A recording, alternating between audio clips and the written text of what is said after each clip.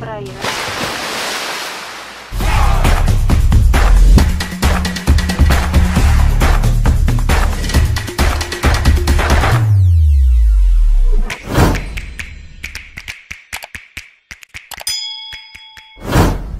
Oke, teman-teman tari sekalian, sekarang kita akan coba untuk mengulik tentang hubungan antara tari dengan video. Dan kebetulan pada saat sekarang ini kita benar-benar didekatkan dengan peralatan-peralatan digital yang dimulai semenjak masa pandemik ini. Nah, sekarang kita akan coba untuk ngobrol dengan ahlinya di bidang kamera, video, editing, dan segala macamnya lah tentang sinematografi. Nah, beliau adalah Mas Kusen Doni, seorang dosen di IKJ, sekarang juga lagi menyelesaikan program pendidikan doktoralnya, dan kita akan mencoba untuk mengulik lebih jauh lagi tentang apa sih hubungan atau kebutuhan tubuh penari dengan kamera, video, sampai ke proses editing. Nah, kita langsung aja bertanya kepada Mas Doni. Mas Doni, kira-kira apa sih yang paling penting buat seorang koreografer untuk membuat sebuah video? Dan pada saat sekarang pun lagi tren-trennya dunia virtual katanya gitu. Nah, mungkin teman-teman yang lagi menyaksikan video kami ini mungkin perlu tahu, terutama para penari dan koreografer yang banyak berhubungan dengan perangkat-perangkat digital, terutama kamera pada saat sekarang ini. Silakan, Pak Doni.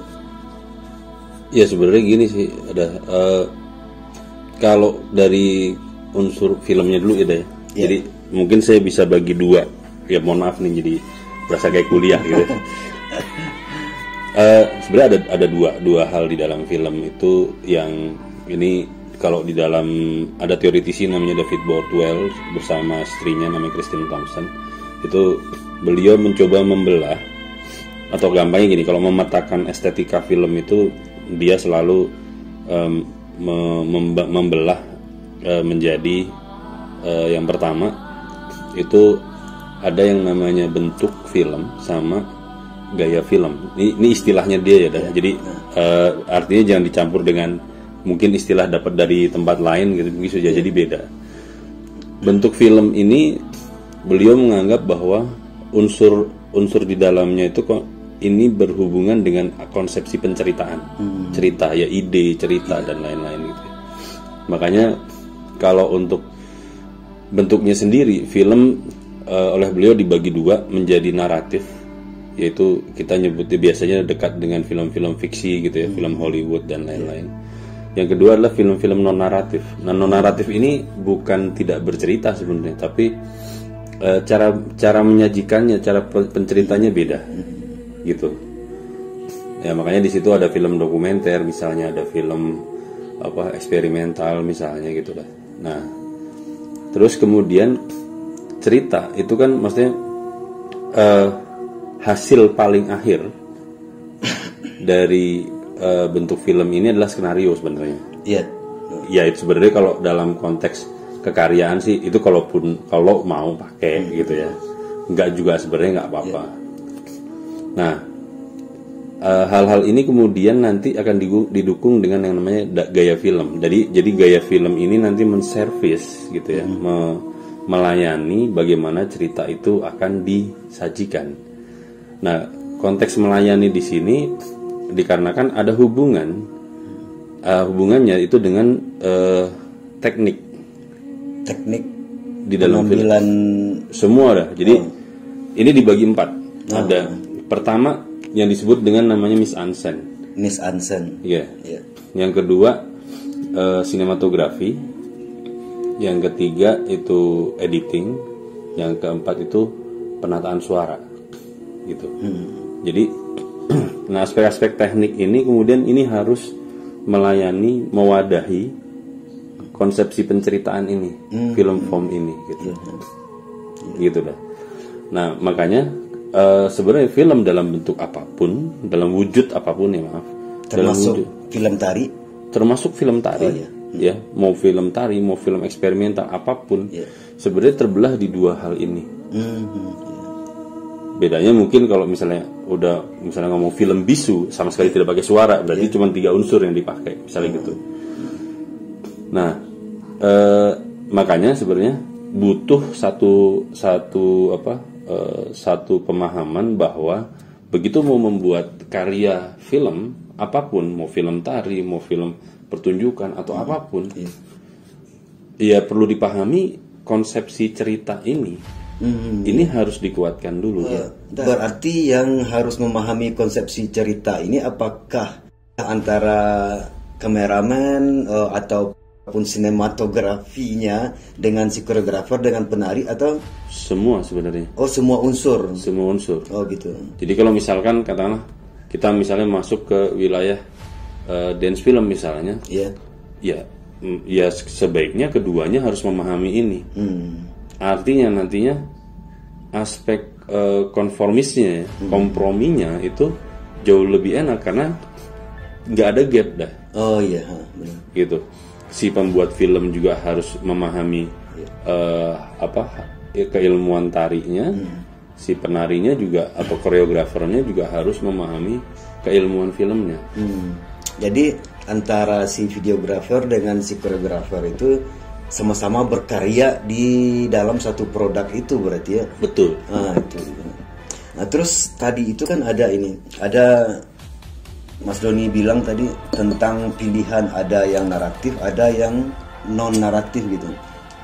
Berarti kalau film tari atau dance film ini masuk ke wilayah pilihan yang non naratif berarti. Sebenarnya iya. Gitu. Walaupun misalnya gini. Misalnya kalau kita masuk ke jenis film, itu ada genre yang namanya genre musikal. Iya. Nah, genre musikal sebenarnya memang kalau dilihat rumusnya, itu memang dia mengganti dialog itu misalnya dengan nyanyian dan mengganti gerak itu dengan tarian. Iya. Gitu. Tapi apakah ini film tari? Bukan. Oh, gitu ya. Bukan. Ini bukan film tari. Oh iya. Karena dia juga akhirnya masuk ke wilayah film naratif. Film naratif masuknya itu. Oh gitu. Film naratif. Hanya unsur-unsur ya katakanlah gini. Unsur-unsur tarinya ada di sana. Tarinya ada di sana untuk menggantikan konsepsi gerak tubuh manusianya. Oh iya. Nah begitu teman-teman sekalian, jadi antara dance film dengan apa tadi musik apa? Film musikal. Dengan film musikal itu sangat jauh berbeda musikal. Gitu. Nah kalau yang dance film itu benar-benar tubuh dan kamera itu menjadi satu kesatuan dan tubuh tersebut yang akan menyampaikan narasi-narasi itu gitu. Tapi kalau yang di film musikal ya gitu, nah itu bisa dari sair-sair lagunya dan musik dan segala macamnya. Kira-kira seperti itu teman-teman. Ya, ada satu lagi, misalnya kalau saya udah lama nggak nonton, tapi kalau zaman dulu kan misalnya film India itu kan selalu ada selingan nyanyian sama tarian. Nah ini juga perlu dipahami kalau ditanya itu film tari apa bukan? Bukan, tetap. Dia tetap film naratif. Cuma memang gini, kalau secara sejarahnya sandiwara atau katakanlah teater ya, drama-drama India pada masa lalu itu kan memang selalu ada ceritanya, dramanya, terus kemudian ada tarian sama nyanyian sebagai selingan kan. Nah itu kemudian dipindahkan ke layar perak gitu, ke film. Nah, akhirnya film India kenapa jadinya seperti itu? Ya jadi memang ada konteks kesejarahannya. Kalau ditanya apakah itu film tari, bukan. Apakah itu film musikal, juga bukan. Karena film musikal tidak seperti itu secara rumusnya, gitu. Begitu teman-teman sekalian. Jadi kalau misalnya ada film terus kemudian ada tarinya, itu bukannya berarti film tari gitu. Nah terus Mas Doni, ini kan para koreografer ataupun penari kan pada saat sekarang ini sangat banyak sekali sudah mulai punya keinginan mengetahui tentang perangkat-perangkat digital untuk mendokumentasikan ataupun untuk memvideokan hasil-hasil karyanya gitu. Kira-kira apa sih langkah atau trik-trik ataupun proses yang akan kita lakukan sebagai orang tari di dalam pengambilan sebuah produk karya yang kita bikin sendiri biar hasilnya itu sangat bagus, karena untuk dunia virtual itu kualitas video itu sangat menentukan. hasil dari karya kita juga. Nah, kira-kira apa sih trik ataupun yang harus dilakukan oleh para koreografer tersebut di dalam memvideokan si karyanya biar hasil karyanya itu sebagai produk video tari itu lebih bagus, kekuatan gambar dan kekuatan tubuh gitu. Ya sebenarnya kalau mau saya teruskan dulu dah misalnya. Ya. Salah satu unsur di dalam gaya film itu tadi kan ada mise-en-scène. Oh iya. Nah, mise-en-scène itu sendiri terdiri dari setting. Setting itu di dalamnya ada properti. Ya. Terus kemudian kostum dan make up. Ya. Terus sama hairdo ya. Sama. Ya. Terus ada lighting. Nah yang terakhir itu adalah yang namanya staging. Staging. Ya. Ya urusannya mungkin kalau kayak di teater ya ada staging, ada blocking ya, ada actingnya di situ misalnya. Nah, dimana kalau berbicara tentang tari yang hubungannya dengan soalan tubuh ya, itu berarti kan sebenarnya masuknya di staging, gitu. Nah sekarang tinggal gini, yang jangan pernah lupa dari teman-teman itu adalah bahwa film ini adalah wadahnya. Film wadahnya ya. Wadahnya, ya. Gitu. Nah sekarang sebenarnya kalau kita mau jujur, wadah itu sebenarnya ada dua. Ada filmnya, ada film dalam konteks ini mungkin ilmu filmnya, dan juga ada wadahnya adalah tari. Toh ujung-ujungnya dah itu kan yang akan kita sampaikan kan satu pesan tertentu, gitu. Nah sekarang kalau kita mau coba membedah film tari misalnya, saya sih ingatnya cuma yang dari Sheryl Dot ya, yang dari buku-buku setelahnya saya belum baca lagi. Setidaknya kan ada tiga sudut pandang lah berbicara hubungan antara film dengan tari. Yang pertama, film itu dalam konteks ini adalah kamera. Kamera itu hanya merekam. Jadi artinya konsepsi film sebagai medium adalah konsepsi dokumentasi. Gitu. Sehingga kalau berbicara tentang saya ambil ilmu filmnya misalnya dari type of shot misalnya. Type of shotnya cenderung pasti akan ngambil type of shot yang bisa melingkupi seluruh tubuh si penarinya. Sehingga aspek staging di dalamnya itu seluruh geraknya bisa terlihat. Gitu. Itu pertama. Yang kedua, aspek staging ini kemudian atau koreografi itu dipandang dari ilmu filmnya, sehingga seluruh gerak tubuh si penari itu kemudian istilahnya ya harus berkompromi atau dipaksa berkompromi dengan bahasa-bahasa sinematik. Misalnya saya kalau ngomongin type of shot, saya bisa ngambil itu ya close up. Karena kebutuhan saya adalah ekspresi wajahnya, saya nggak butuh yang lain, gitu. Atau saya bisa aja cuma ngambil tangan gitu, tangan yang lagi meregang misalnya, atau tangan lagi mengepal, gitu, atau cuma kaki gitu ya. Hanya close up atau close shot itu aja. Nah ini kan tapi biasanya bisa jadi teman-teman yang jadi koreografernya bisa jadi nggak terima. Nah itu dia. Nah iya. Kan gitu. Nah makanya jalan ketiga adalah ada kompromi. Nah untuk bisa kompromi ini memang nggak mudah. Kenapa? Tadi saya yang di awal kita obrolin tadi bahwa si koreografer juga harus memahami ilmu filmnya. Si orang filmnya, filmmakernya itu juga harus memahami konsepsi tentang tari. Gitu. Nah sehingga itu bisa dikompromikan. Saya ambil contoh gini dah. Misalnya udah bikin satu gerak aja, satu gerak. Nah, bisa jadi gerak ini kan pasti udah punya pemikiran gerak ini di dalam cerita yang secara utuh itu akan mengungkapkan ini, akan mengungkapkan ini, fungsinya untuk ini, gitu. Perannya dia di dalam cerita itu untuk ini, gitu. Nah, kalau kemudian itu mau dijadikan film tari, maka harus ada dialog begini dah. Misalnya gini, yang menjadi penting dari gerak tubuh itu, ya istilahnya yang kalau dibilang penting, mungkin semua penting, tapi kemudian yang paling penting yang mana? Point of interestnya mana? Itu dia, gitu. Yang harus difokuskan yang mananya gitu ya. Benar-benar. Gitu. Nah, teman-teman sekalian, jadi kalau untuk membuat sebuah produk video tari atau boleh juga disebut dengan dance film gitu, itu harus ada semacam negosiasi antara orang film dengan orang tarinya gitu. Atau misalnya kameramennya dengan si koreografernya.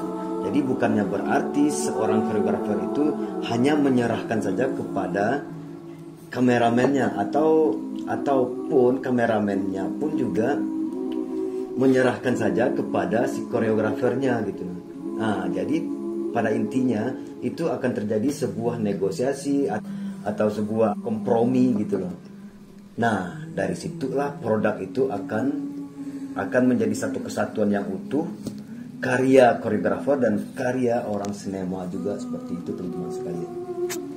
Nah, kira-kira apa lagi ya yang akan kita ingin? Sebenarnya banyak sudah. Jadi, nah yang juga selain tadi kan ngomong stagingnya ya bagaimana. Nah itu kan staging itu sangat bergantung sama koreografernya. Terus pengambilan gambar ini kan sangat berhubungan sama si sinematografer. Karena juga ini jangan salah, ini berhubungan juga dengan lighting. Pencahayaannya. Karena kan gini, kita mau pakai konsep pencahayaan seperti apa? Apakah ngikutin film ataukah mengikuti panggung misalnya? Jadi itu udah beda konteks ya, beda peran gitu misalnya. Nah, belum lagi nanti ada perangkat lain namanya editing. Bagaimanapun editing ini akan motong-motong dah. Gitu. Pasti. Ya, artinya penonton kemudian akan dipaksa melihat point of interest 1 ke point of interest 2 terus menerus gitu. Dalam tanda petik bagaimanapun film ini kan nanti akan memaksa penonton tuh harus melihat yang mana, bagian tubuh yang mana gitu. Walaupun di dalam film pun itu ada satu teknik gitu ya. Ini urusannya antara kamera dengan staging tadi ya. Staging ini melingkupi ya staging staging si figurnya, si penarinya maupun staging kameranya, ini harus sinkron. Nah, itu ada yang namanya long take istilahnya. Itu long take shot. Jadi sebuah gambar yang diambil dengan durasi yang panjang. Bisa kameranya statis kemudian dibiarkan jadi kayak dokumentasi dah. Tapi juga bisa istilahnya kameranya mengikuti. Gitu. Nah, mengikuti pun kan juga harus diatur. Dia harus ngambil yang mana pas di bagian bagian bisa bergerak ke sini. Nah, sebenarnya perpindahan ini yang sebenarnya digantikan oleh di dalam editing Nah, makanya seorang koreografer ya kemudian harus betul-betul paham juga gitu. Kalau enggak, jangan sampai misalnya gini, jangan sampai dalam tanda petik dia tekor dengan geraknya gitu. Karena editing sangat mungkin untuk ngurangin gerak itu gitu. Ya, belum lagi nanti suara. Nah, suara mau apa gitu. Karena suara ini bukan cuma musik, itu sound effect itu bisa jadi suara yang cukup berperan kalau memang memahami ya. Sound effect misalnya. Nah, berhubungan dengan suara tadi, itu kan cenderung kita melihat sebuah film tari itu seperti menonton film bisu gitu. Nah, maksudnya gini, kan kalau yang namanya tari itu sudah pasti medium dasarnya itu adalah tubuh yang bergerak gitu. Setiap tubuh bergerak itu pasti akan menimbulkan bunyi ya. Misalnya seperti inilah. cak gitu atau hak gitu. Nah, kalau misalnya pas waktu pengeditan atau kita pas waktu memasukin musiknya, tapi yang audio asli waktu kita shoot itu kita hilangkan semua gitu. Nah, kalau yang idealnya apakah audio asli waktu syuting itu harus dihilangkan semua, terus kemudian ditempel dengan musik yang baru gitu? Sebenarnya kalau urusan suara, ini kan kita berbicara penataan suara ya. Iya, itu dia. Penataan suara itu sebenarnya sama aja. Artinya gini, ini harus mengikuti konsep dari ceritanya mau gimana. Jadi nggak bisa sendiri-sendiri dah. Iya itu. Gitu. Jadi misalnya gini, ketika saya mau membuat film tari yang sifatnya keheningan, gitu, atau misalnya idenya tentang keheningan. Nah, saya cuma mengandalkan sound efek yang dari suara-suara misalnya gesekan baju gitu, misalnya gesekan antara kaki dengan lantai misalnya, atau nafas misalnya, atau nafas si penari berarti nafas si penari. Nah, artinya sebenarnya kalau memang konteksnya pada film, sebenarnya itu bisa diambil volley-nya. Volley itu artinya kita bisa ambil lagi, istilahnya adalah menggunakan istilah wild track atau ADR kalau sekarang ya, bukan ADR sih, after recording sebenarnya, atau posting gitu. Jadi kalau mungkin udah bisa nonton volley artis gitu, nanti itu lihat gambarnya dia pakai gelas gitu. Ini untuk jadi suara apa gitu. Misalnya juga suara begini tuh, suara begini, tiba-tiba suara ini untuk ada gantungan kuningan, perkakas kuningan di yang kesenggol gitu, misalnya gitu. Nah, ya sebenarnya akhirnya makanya saya bilang tadi sama aja, artinya bahwa ini sama, bahwa dia harus melayani cerita yang pertama, yang kedua sesuai dengan kebutuhannya. Artinya apa? Apakah musik itu jadi mutlak harus ada? Enggak juga. Waktu saya awal-awal kuliah di IKJ ada misalnya, saya kan waktu itu bersamaan nggak lama itu ada Art Summit. Nah, saya nonton tarian tuh dari India, dari Skotlandia, bahkan mereka nggak pakai musik kok, gitu.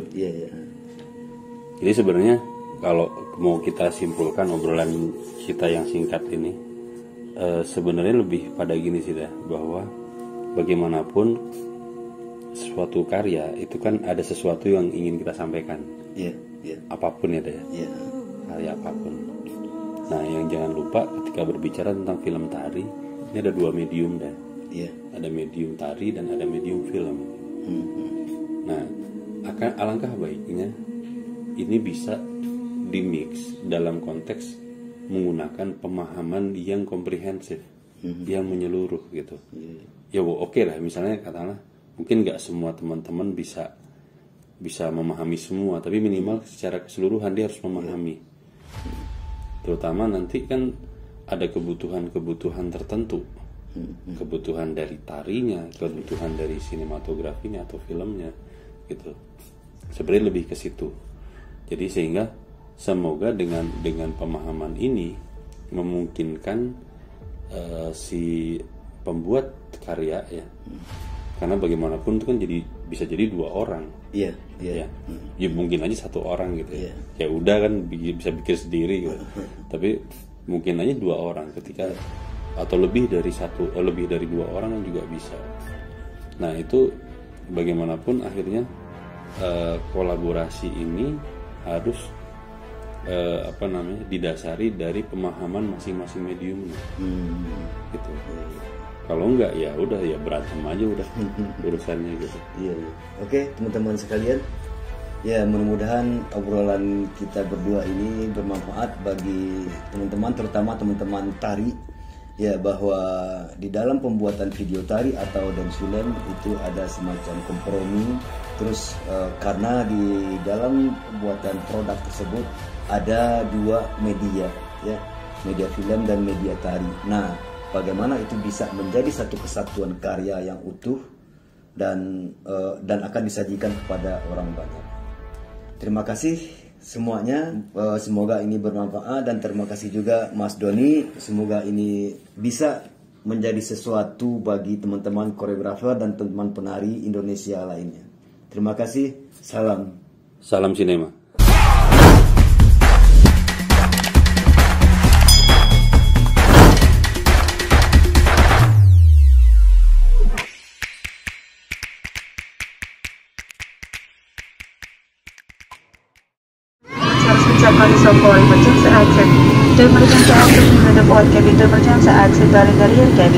Lampu-lampu petunjuk jalan keluar darurat akan menyala pada saat keadaan darurat dan akan menunjukkan Anda ke pintu keluar darurat terdekat. The emergency exit light menunjukkan emergency situation and will guide you to the emergency exit nearest to you.